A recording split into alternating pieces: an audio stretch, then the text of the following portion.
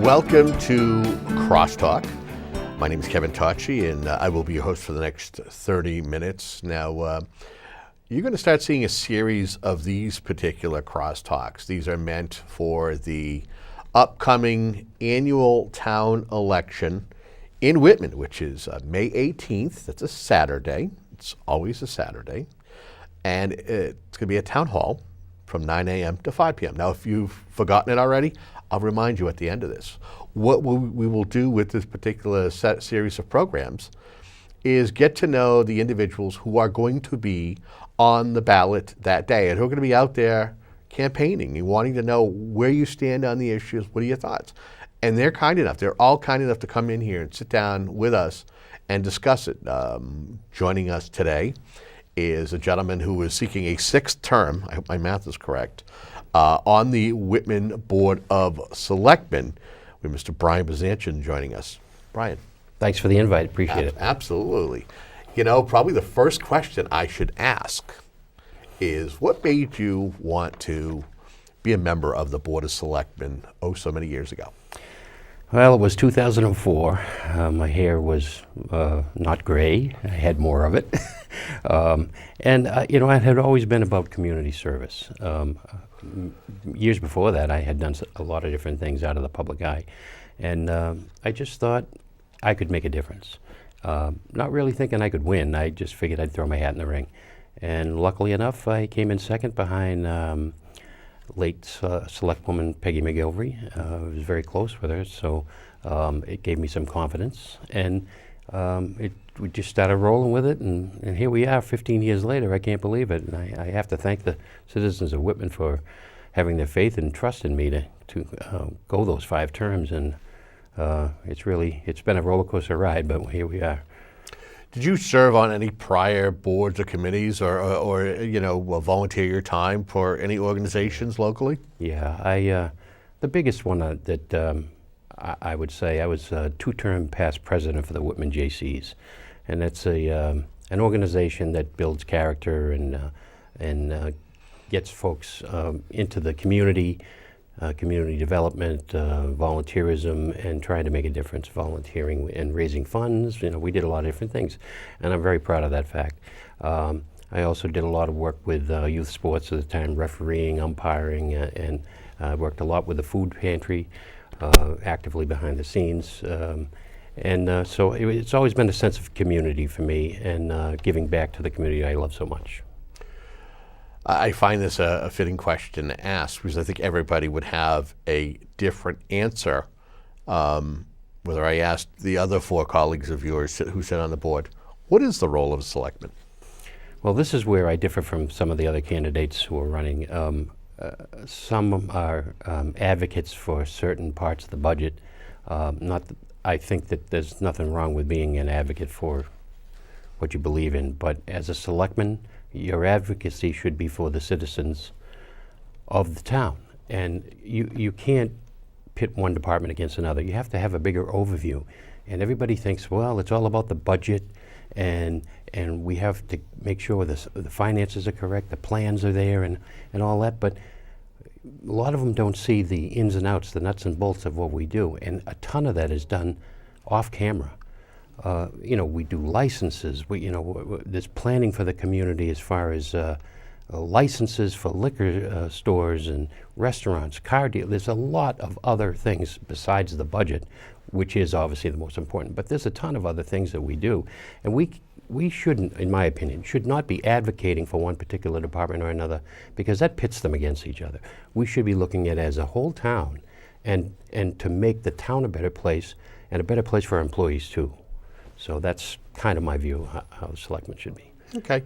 It seems as though this race, now there are, including yourself, there are 4 candidates seeking the 2 spots on the ballot. Is it me, or does it seem as though this particular annual election seems a little bit more contentious than years past, if I was to do a comparison? Am I accurate here, or am I wrong? No, you're spot on with this. When I first ran in 2004, it was very friendly. Margaret McGilvery and I were completely opposite on the political spectrum, but we didn't bring politics to the selectmen's table. It was about the community. And we'd have our discussions, but we would always have that same focus on people. And as these years have gone by, and particularly this one, it's become very, there's a lot of vitriol and hatred, it seems almost, in this. And I think it comes from the national politics and it trickles down to the local. People get dug in on their views and they can't see the bigger picture. The bigger picture is serving the citizens, making it affordable for families, veterans, seniors. We have to come together and make it the best town we could be. And you're not going to get there with, anti-social media, I call it, these attacks and innuendos, and just to get elected. If you're only there to get elected, you're in for the wrong reason. Okay. Let's kind of jump right into the water here, because I think the biggest issue that residents are aware of is what's going on with the budget for fiscal 2020. It's a crisis. How did this happen? How did we get here? Well, there's, I think, a lot of reasons. I think our expenditures have risen at a different pace than our receipts. And it's really like that everywhere. You've never seen anything in the marketplace rarely go down in price. So our costs, cost of labor, cost of electricity, all these things just are flying up. And our, the Whitman, 15,000 people, 6.9 square miles, we're limited in how much money we can raise without going year after year into a 2.5 override situation, which by the survey that we had in town a few weeks ago, I gathered from that, and Dr. Tarsi did as well, that the citizens aren't really thrilled with the 2.5 override situation. They're more inclined to do a debt exclusion, but we just can't keep up with the pace of expenses. So we have to really look at a new way of doing business, and that's trying to curtail our expenses while looking at all different new streams to get revenue in. And we have to make hard choices, and we can't do business the way we've done it in the past. And it's not unique to Whitman. There are towns all over the place that are in the same boat. I read the other day that the town of Franklin, their school department is going to have to cut $2.5 million off their budget. Boom, right there. And those are the kind of stories you hear all over the Commonwealth. Other than, some are affluent communities, you've got Cohasset, Duxbury, up north, there's plenty of them, Wellesley, they have more money to deal with. We're not in that scenario. It was a very blue-collar community. It's just not, we don't have a lot of commercial space. So we have to change and look at new ways of doing things. I know that it's been openly discussed and debated, especially a couple of recent joint meetings between the Whitman Selectmen and the Finance Committee, whether the town should go for a debt exclusion, which would alleviate monies under the levy limit. And this money, the debt exclusion, would pay off the building of the new police station and the renovations done to the fire department and to town hall. Should that be done, or should a Prop 2.5 override to interject new monies into the operating budget? What do you feel is the best course of action for the town to take? Well, I've made it pretty clear since our last meeting that there's been budgets all over the place. And the one that had some real common sense approach, and I admire the department heads in town for coming together with a sense of urgency to come up with their budget plan, and it was to take their budget and decrease it from the fiscal year 19 that we're in now and come up with some monies that we could give to the schools. And it just showed that the care that they have for making this town succeed. It's a 6.5% increase. I think it's the right way to go. The debt exclusion, I think, should be done first because that alleviates money within the operating budget. We can use it for capital needs. Maybe we can use some in other areas as well. I tried to see if we could get some specific earmarks on how much money we could put into capital. My fellow selectmen weren't thrilled with that particular. They didn't want to nail it down to a certain number. I felt that you need to really nail down a number, otherwise next year people might have other ideas. So, but they didn't like that idea, so we move on. But I think this budget is the most comprehensive budget because it gives us the debt exclusion up front, which, according to the survey, will probably pass because they want the idea that it's for a specific purpose. And the survey said that, so I agree with it. And then I think the timing is not right for 2.5. I think we need to do that in the fall, September, October, where we can put a beautiful plan together in coordination with the school department and the other public safety, DPW, fire department, and try to come together with some comprehensive plan that will be beneficial for everyone. And time is too short for that. I know everybody was saying we've been running around all year trying to figure this out. It's not an easy process. We've got real struggles here, and we have 3-4 committees trying to put this together. It's tough. You know, this is a big business, and we need to use that time for the fall, get this together, do it right, so the citizens will have confidence in that we're doing the right thing and they can get behind it. So that's how I really see it. In your opinion, is there a right course of action that the town should be taking to improve Whitman's long-term finances? I do. I have a lot of plans in my head that I think we should go with. Some are probably not going to be very popular. I think down the road, I think that maybe we should even look into a professional business manager, part-time position that could, he's a professional that knows the in and outs, doesn't have any heartstrings at particular departments, that is just the facts, and come up with a plan. And it doesn't have to be a full-time position. You don't have to give him benefits. It's done in other communities. South Shore Votech does it. I think that can be where we can get an experienced professional to do the right work for us that can put us in a better place. Now, I'm also working with Assistant Town Administrator Lisa Green on a comprehensive tax deferment business proposal that we could try to draw in some business. I think that we have not really done that. Our business percentage in the tax base is around 3%, and you really need to be about 15 to 20 to make it so you can maybe have different rates. I'm not really a fan of the different rates. I think we should just bring in more business, and this plan is, you know, a 5-year, 10-year plan to try to get them to come in, whether it's an existing business or a brand new business. But it'd be nice to bring in business that would always hire people too, not just a small 1-2 person, but maybe they can hire 20 people. That's good for the community, and it's good for the tax base. It's interesting you talk about tax rate or split tax rates. There was a report recently released that of the top 100 towns, or the 100 towns that had the highest tax rates, there were a lot of neighboring communities to Whitman that the tax rate was somewhat substantial. Yes. Whitman was not in that top 100.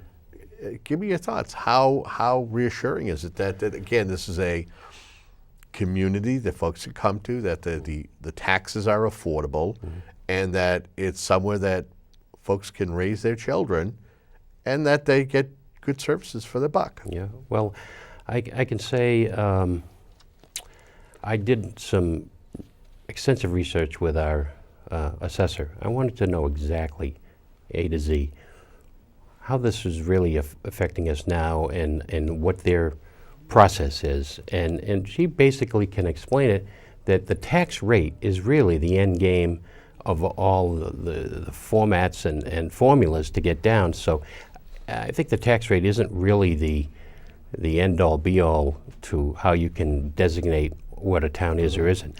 It's really the evaluations of the properties it's the key, and then you add that in with the 2.5, and then the formula gets you down to that figure. So I think the tax rate isn't really a good way to judge communities, but I can tell you this, and I've done a lot of contacting of friends of friends, and just people I run into in town, the coffee shop, the restaurants, asking them their situation if they didn't mind sharing it with me. And by and large, these folks are very worried about their taxes going up. In particular, one was that 1/4 of their Social Security that they get all year goes to their property taxes now. Now, everybody knows Social Security, you're not getting a ton of money. You know, some can say, well, you had poor planning as when you were a working adult. Maybe true, maybe not. You don't know their circumstances. You have to go with what the facts are right now. That is a tenable situation for a lot of these seniors, veterans, and families that are struggling. Fixed incomes. Yeah, and so you know, for some of the other candidates, they're all about, you know, we need to have these overrides and we need to raise taxes. You know, we're talking, you know, anywhere from $500 to $1,000 more for some of these people, and you're going to drive them out of town. These are the people that built this community. They've been here a long time. You know, reverse mortgages, you know, sell and move, get into senior housing or over 55. That's not the way we should treat the people that built this community. We should all come together with a common sense solution that will help everyone. It's been mentioned multiple times over the past 6 months that the town should have some kind of a strategic and or capital plan, that this would be the best practice to help the community save money and be able to build consensus within the community.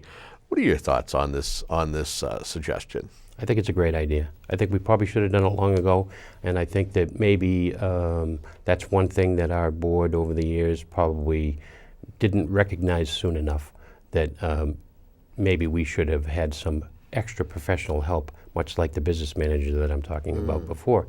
That I think, and we are doing it now because we're in contract with the Collins Center at UMass. They're performing an evaluation of the community, and they're going to come back with some really good proposals on how we should handle things going forward, capital plans, strategic plans, and we need to come up with a nice format that we can use year after year and show that the citizens that we've got a handle on this, we're working in their best interests, and these are the practices going forward that we should use. Long overdue. Happy that the Collins Center is helping us out, and that should be out very soon, and we could probably use that going forward in, like I said, in the fall scenario where hopefully we'll have some more town meetings. How important is the current town administrator, Frank Lynham, to solving the town's current fiscal crisis? Well, I would say that I think Frank is probably the hardest working person in this town. A lot of people don't see behind the scenes what I see. You can agree with him or not agree with him, and that's fair. I've not always agreed with him, but I respect his opinion and his knowledge, and I think, you know, he's coming close to retirement now, and I think he won't really be appreciated as much until he's gone, because people will see what he's been really doing. I think he spends hours and hours and hours on this budget and other matters, and I think over the course of the time that I've been on the board, he's been an invaluable asset to this community. You can disagree with his policies, his ideas, his demeanor maybe sometimes, but I would want him by my side as long as I'm a selectman, but I know he's close to retirement, so we'll see down the road what goes on. It's interesting that you cross that threshold, because my opinion is whomever is elected on May 18th and begins serving on May 19th, during their term, I feel as though they will be part of the process to find a successor to Frank Lynham, and possibly a successor to department heads like Police Chief Scott Benton, who not too long ago had mentioned that this summer will probably be it for him. Right. And who knows whom else might be calling it a career. What are your thoughts on handling replacing these individuals? Well, the town generally has had a policy of posting the jobs and taking in applicants and going through the process. And in the case of public safety, we've had outside companies do the research for us and give us a presentation. I'm all for all this, keeping it open and honest and transparent. And but when certain people in those spots decide to retire or move on, this is a good opportunity for us to evaluate how much we're spending on these positions. These folks that are in the positions now, they've earned their spots. We thank them for their service as they go. But we have to then, I think, look at these positions and now reevaluate how we want to structure everything. And there could be some savings there. Maybe we don't need so many layers of management. And I think that's the board as a whole needs to look at that. And I think that part of that Collins Center report will give us some indication on how that goes. And there is a report that we have based on how we pay certain positions and how they compare to other communities. So that's a great guide for us to go with too. But I think those are the times that you want to reevaluate what you're paying, how you're paying, and the structure of these departments. And it would be a great time for us to do that. Again, just a reminder, discussions that we are having are with the candidates who are running for selectmen come May 18th, that is a Saturday, at Whitman Town Hall from 9 a.m. to 5 p.m. And I'll remind you again before, at the conclusion of the program, but if you are just tuning in, I want to just remind you that there is an upcoming election. Get informed, and that's what these programs are about. We're going to change direction here. I know that the town has made multiple attempts, at least town officials, to try to replace the DPW, whether it is an entire building, a part of the building, maybe even move into another location. It has not been successful. Is a new DPW building, is it still a primary capital project, or is there another one that has surpassed it since those attempts? Well, let me preface this portion of the discussion by saying that my wife is an employee of the Whitman DPW, and she was an employee before I was elected in 2004, so she beats me in that regard. I think that the DPW should be a top priority. It's been and also ran for many years, actually the whole time probably I've been on. It's always been somebody's more important, something is more stressful that we need to do. It's time that we fix this problem. Now, it doesn't have to be an elaborate palace, and they would agree. We need something that's safe, that can be used to work in a comfortable environment. Some of these guys, they don't have heat. There's no showers. They're working in a water and sewer atmosphere. You've got to be pragmatic in this. It's a top priority, and I think to me, it's our top capital need right now. Far too long we've put them on the back burner, and they deserve it. And we need to come with a good plan that's not going to break the bank, but can be safe. Because we have new OSHA guidelines, and if they walked in right now, my guess is they'd shut it down. So someone had mentioned to me the idea, an idea in regards to this situation. I go, it's a good question to ask, and I think I'll ask it. And that is, would it be too far out of the way to consider doing something on a regional level? Say a shared unit. Let's say it's something that is strategically placed. So let's say if right now, Whitman shares a school district with Hanson, so it wouldn't be a far-fetched idea. Right. And I know that there's been discussion as to what they should do in regards to the highway department. They don't call it a DPW, but they call it a highway department. Right. I think Abington has had discussions about it. Is it possible to have discussions with neighboring communities and see if something could be done jointly? What do you think of that idea? I think it's a great idea. For many years, I've been a proponent of regionalizing any kind of services that we could where it's feasible. I think it's a great idea for saving money and streamlining. Now, if you ask probably everyone down at the DPW, they probably wouldn't be thrilled with that idea, and I understand why. But it makes totally sense if the other community is also in that same kind of a need. I've been a proponent, and I've talked with the Plymouth County Commissioners about it for a long time, about different strategic regionalization of things.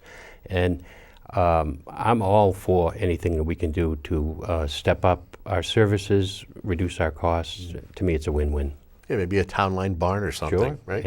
I'm open to anything. I think it's a great idea. Like I said, I've been long a proponent of regionalization of anything. We've done it with our our veteran services in town, and we have the ACO that's like that. And so, I mean, it's not unheard of, and I think it's an idea that, moving forward, progressive thinking, and I think that's what we need to do. She's got a couple of minutes left with you as the time has really gone by. I got to touch upon this. While I know that the numbers seem to be getting better here in Plymouth County, the drug and opioid epidemic still is something that is a prevalent issue. Give me your thoughts as to, is this something that is talked about on the Board of Selectmen? How does it affect your race, and how does it affect the town? What do you hear from residents? Well, I recognize this is a nationwide problem, probably a worldwide problem, but it's really affecting everybody, families, and it's ruining families. People are dying, and that's why.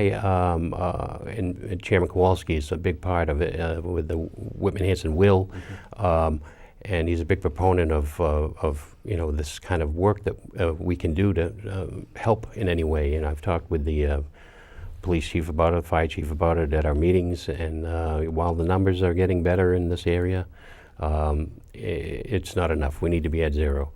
And that's why, the topic has come up on social media a lot, saying we ruined getting revenue because we didn't pass the retail marijuana scenario.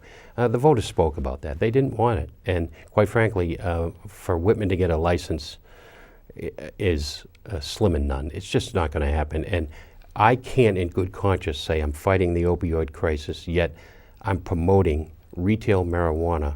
What kind of a message does that send to the children in this community? And it's my personal opinion. The people have voted about that. They've made it clear. I wouldn't want to revisit it unless they wanted to revisit it. But it is a real problem, and the Board of Selectmen has that on the docket at some point. We're always talking about new ways to try to help, and we're all behind the public safety doing what they can. Selfish question I'm going to ask. Yeah. Talk to me about the importance of a local access center like Whitman Hanson Community Access and its importance. Well, recent proposed legislation at the federal level has really gave me some agita because it's not right what's going on. Public access television is a key part of the community where we can get information out, such as this program and many others that you guys do. It needs to be access to everybody and controlled by the local boards. Federal and state interference is just not the right way to go. I'm 100% behind local access, and we should fight it at every level. And with your director, we're mindful of what's going on. He's doing a great job at the legislative level, and we need to all get behind it because it's a gem in town that people don't. Another one that won't recognize the significance until it's gone. We've got a minute left, but I want to give you an opportunity. If elected, have you set any goals, what you'd like to do for your sixth term, and if folks want to find out more about your campaign? Well, I thank you for inviting me here today, and I really appreciate it. And to the citizens of Whitman, I promise to work hard for you because that's what I'm all about. It was from the day I ran for election back in 2004, and it's always been about that. I never let politics get in the way. I never bring it to town hall. It's not appropriate. I want to just serve the community, make it a better place for families, citizens, seniors, veterans. We need to come together in a proactive way to solve our financial problems and work to make this a better community. And I humbly ask for your vote on May 18th, and I hope that you'll support me, and I would love to have another 3 years to continue the work that we've done the past 15 to make this a better community for everybody. Okay, we thank you for joining us here. Thank you very much. And we thank you for joining us here on Whitman Hanson Community Access. You are watching CrossTalk. It's up to you to get out and make a difference, especially on Saturday, May 18th, Whitman Town Hall. Doors will open, polls open at 9 a.m. until 5 p.m. Get out and make your voice heard. And until next time, have a good day.